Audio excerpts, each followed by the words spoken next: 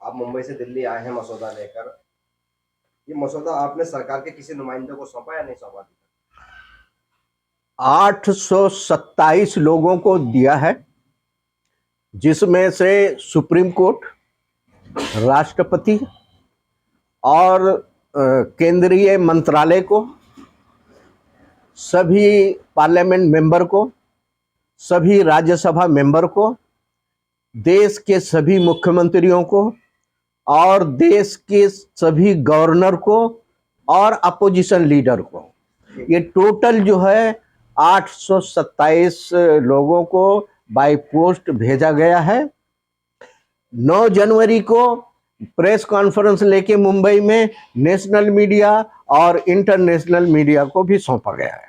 ठीक सर, एक और बात जानना चाह रहे थे कि इसका जो चेहरा बनते चले आए हैं शुरू से, वो है अमित शाह। गाहे बगाहे कभी पार्लियामेंट के अंदर या कभी किसी सभा के अंदर कहते हैं कि एनआरसी आएगा जरूर जी, और आप मसौदा पेश कर रहे हैं। क्या अमित शाह से आपने बात करने की कोशिश की या उनको ये मसौदा पहुंचाया, खास करके सीधा सीधा?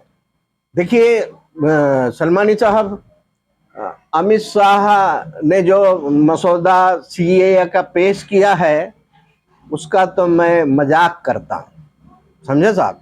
वो उस मसौदे को आप गौर से पढ़िए, 10वीं क्लास का बच्चा भी वैसा मसौदा बना देगा। मतलब वो कोई बहुत बड़ा मसला नहीं है। हाँ, वो उत्तेजना फैलाने के लिए, डर फैलाने के लिए, गो के वो पॉलिटिकल पार्टी के लीडर हैं, तो उनके जो बयान आए हैं वो दहशत और खौफ फैलाने वाले बयान हैं। हम उस खौफ और दहशत को रद्द किए हैं इस मसौदे के तहत।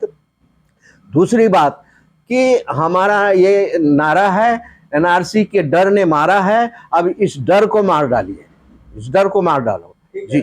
इसमें जेएनयू के और दूसरा आपके दूसरे सवाल का जवाब, अब गो के वो एक गृह मंत्री हैं, एनआरसी का जो डिपार्टमेंट है वो अमित शाह के खाते में ही आता है। उन्हें स्पेशल भेजा गया है, कवरिंग लेटर लगाकर भेजा गया है। उनसे हमने समय मांगा है कि इस मसौदे के ऊपर हम आपके साथ डिस्कस करना चाहते हैं। इंतजार है कि उनका समय मिल जाए। एनआरसी नाम या सीए का नाम मुखालिफत है। जब एनआरसी का भी नाम लोग मुखालिफत करते हैं, बयान देते हैं, प्रोटेस्ट होती है, आपको सारी चीजें बताया। तो आप एनआरसी का मसौदा लेकर आप मतलब कह रहे हैं कि एनआरसी आया, आप कह रहे हैं कि एनआरसी हो, अभी चाह रहे हैं, जबकि मुखालिफत होती है स्टार्टिंग से। आप फिर कैसे कर सकते हैं इस चीज को? यार मतलब वो ये कहते हैं कि जिन्होंने प्रोटेस्ट किया वो गलत थे।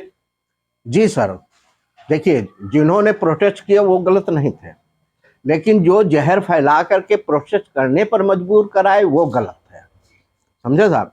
हम आपको आपके सवालों का जवाब सादे तरीके से देना चाहते हैं। जो लोग यहाँ पर कुछ देश को 2 हिस्से में बांट दिया गया था, एक एनआरसी समर्थक और एक एनआरसी विरोधी। हम ना विरोधियों के साथ रहे हैं और ना समर्थकों के साथ हैं। हमने अपना विजन पेश किया है, हमने जो जमीन पर देखा है इस मसौदे के अंदर वो हमने पेश किया है, ना कि हम समर्थन में हैं ना हम विरोध में हैं। और ये आप भी पढ़िएगा, आपको भी लगेगा कि वाकई में विरोध करने वाले गलत मान रहे हैं आपने।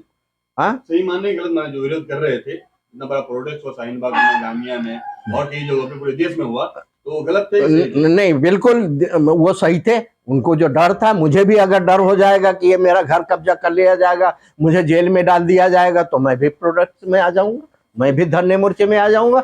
वो प्रोटेस्ट करने वाला कोई भी गलत नहीं था, उनका डर, उनको डराया गया था। वो अपनी डर की वजह से उस ठंडी इसमें आए थे, सड़कों पर उतरे थे देश भर में।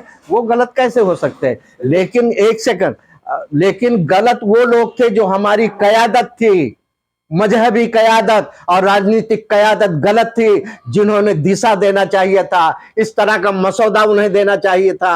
हमारे समाज में बैरिस्टर हैं, हमारे समाज में सुप्रीम कोर्ट के वकील हैं, हमारे समाज में मंत्री लोग हैं, सारी क्वालिटी के लोग पाए जाते हैं। अगर सरकार की कोई नीतियां पसंद नहीं आई थी तो उन्हें मसौदा देना चाहिए था, ना कि जो है अपने बच्चों को, अपने बीवियों को, अपनी माताओं को सड़कों पर उतार देना चाहिए था। फिर भी एक सवाल ये भी है कि जेएनयू के और जामिया के और शाहीन बाग, दिल्ली, पूरे भारत के अंदर जो आंदोलन चल रहा था उस समय, जी वो एक टीम बन चुकी थी, चाहे किसी भी रूप में उसको पहचान लो, चाहे उन लोगों का कदम गलत था या धार्मिक था, जैसा भी था, पर क्या आपने उनसे बात करने की कोशिश की?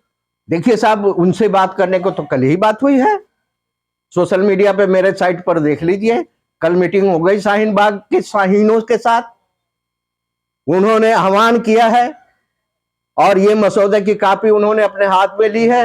बोले भाई आपने तो बाय पोस्ट भेजा, हम बाय हैंड ले जाके दिल्ली में देंगे। आप देख लीजिए, आप मेरे फेसबुक पर देख लीजिए, फोटो लगे हैं, सबने लिए हैं, बातचीत चालू है, हम दिल्ली में बैठे हैं तो गुफ्तगू चालू है और उनको एहसास हो चुका है। कल का उनके अल्फाज हैं कि भाई हम ही वो लोग थे जो कहते थे एनआरसी नहीं चाहिए, लेकिन इस्माइल साहब का मसौदा देखने के बाद हम आवाज करते हैं अब जल्द से जल्द सरकार एनआरसी हमको दे दे। मसौदे की बात कर रहे हैं, यानी कि एनआरसी होना चाहिए, आप ये कह रहे हैं। आप भी साहब आपके ग्राउंड में बैठे हैं, दोनों से ही जानना चाह रहे थे इस बात को कि आप लोगों ने शुरू में इसका विरोध किया कि भाई एनआरसी होगा कैसे, इसका खर्चा कहाँ से उठाएगी सरकार, बहुत सी बातों पर आप लोगों ने इस वक्त कल लिखे पेश किए थे अपनी ओर से, तो अब कहाँ से खर्चा उठाया जाएगा इसका? इसमें वो भी सुझाव दिया है, बिल्कुल इसके अंदर सुझाव दिया है। खर्च कैसे होगा? आपकी जेब से 1 रुपया भी खर्च नहीं होगा और भ्रष्टाचार भी नहीं होगा और सरकार के ऊपर अखराजात के जो आर्थिक बोझ होते हैं वो भी नहीं पड़ेंगे। बड़ी आसानी से इसमें हमने सिर्फ सवाल नहीं उठाए हैं, सवाल के साथ साथ, हर सवाल के साथ साथ हमने सुझाव दिए हैं, जिसमें ये अहम मुद्दा है। पर फिर भी एक सवाल ये बनता है कि भारतीय जनता पार्टी की सरकार चल रही है केंद्र में और वो आपकी बात क्यों माने? देखिए साहब, ये जो मसौदा हमने पेश किया है सिर्फ मौजूदा सरकार के लिए नहीं, और ये सरवर साहब के लिए या नफीस सलमानी के लिए नहीं है, ये आने वाली हर सरकार, जब तक ये देश एक रहेगा तब तक के लिए ये मसौदा है, और इस देश जब तक ये देश कायम रहेगा तब तक की जितनी भी सरकार आने वाली है उन सब के सामने ये मसौदा है, ना कि बीजेपी के सामने, ना कि सिर्फ इस सरकार के सामने। अब वो इत्तेफाक अलग है कि हम मसौदा जब पेश किए वो बीजेपी की सरकार है, ये इत्तेफाक की बात है, लेकिन हर आने वाली सरकार के पास है और ये मसौदा आपके लिए भी है सरवर साहब, आपके बच्चे के लिए भी है, आपके पोते के लिए भी है और आपके परपोते और पोतियों के लिए भी है। एक सेकंड, मैं करेक्शन कर दूं, आपने सवाल किया, क्योंकि आपने उस जमाने में जब प्रोटेस्ट हो रहा था तब भी आपने हमसे कई सवाल किए थे, वो वीडियोस होंगे। कहा जाता है कि इंसान मुकर सकता है मगर कैमरा नहीं मुकरता है। उस धरना प्रदर्शन और विरोध में मैं जब भी शामिल हुआ तो मैंने 2-3 बिंदु तब भी रखे थे। सीएनआरसी के ताल्लुक से मेरा स्पष्ट मानना था कि ये जो अफवाह फैलाया जा रहा कि ये मुस्लिम विरोधी है, मैंने ऑन रिकॉर्ड कहा था कि ये मुस्लिम विरोधी नहीं है, ये देश की बड़ी आबादी के खिलाफ है। आज भी हम उस पर कायम है। और एनआरसी के ताल्लुक से जो डॉक्यूमेंट्स तलब सरकार ने किया था, हमने उस वक्त भी उसका विरोध किया था कि रेवेन्यू रिकॉर्ड पॉसिबल नहीं है आज के इस दौर में भी, 21वीं सदी में भी। और ये भी सिर्फ मुस्लिम से न जोड़िए, इसमें भी कई ऐसी बिरादरियां नॉन मुस्लिम में भी है जिनके पास रेवेन्यू रिकॉर्ड नहीं है। इसलिए सरकार एनआरसी तो कराए मगर ये परिवर्तन करे कि जो मांगे जा रहे दस्तावेज उसमें वो तरमीम करे। हाँ, ये बात जरूर है कि मसौदा हमारे पास भी नहीं था कि तरमीम अगर हो तो कैसा हो, अगर सरकार कुछ मांगे तो क्या मांगे, कितना मांगे, वो सब कुछ इस्माइल बाटलीवाला साहब ने अपनी मेहनत से तैयार किया है कि एनआरसी तो आप कराइए, करानी चाहिए और जरूरत है। देखिए, आधार कार्ड आपके नागरिकता का प्रमाण पत्र नहीं है और पहचान पत्र भी आपके नागरिकता का प्रमाण पत्र नहीं, ये बयान आ चुका है ऑलरेडी। तो अब हमको एक ऐसा प्रमाण पत्र तो चाहिए ही जिससे हम दुनिया के किसी भी कोने में ताल ठोक कर कह सके कि हम भारतीय हैं। उसके लिए एनआरसी जरूरी है। लेकिन एनआरसी के लिए जो शर्तें सरकार ने बनाई थी उस पर आपत्ति थी। अब सरकार को क्या करना है, कैसे करना है, उसका पूरा प्रारूप यहाँ तैयार है। ये मशवरे जा चुके हैं, अब ये डिस्कशन का दौर चलेगा इंशाल्लाह। और मुझे उम्मीद है, आप बार बार कह रहे हैं भाजपा सरकार है, भाजपा सरकार है, ये नकारात्मक बयान भी बंद हो।